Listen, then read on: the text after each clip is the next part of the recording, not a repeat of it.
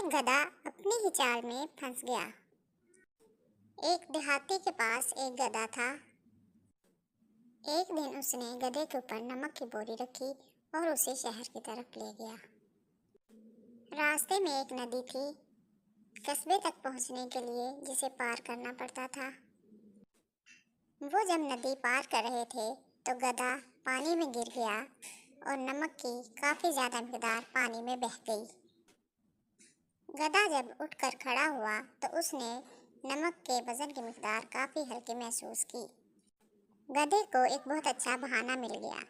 دوسرے دن اس کے مالک نے جب دوبارہ نمک کی بوری اس کے اوپر رکھی اور وہ اسی راستے سے جا رہے تھے تو گدھا جان بوجھ کر پانی کے اندر بیٹھ گیا تاکہ اس کا وزن پھر سے ہلکا ہو جائے۔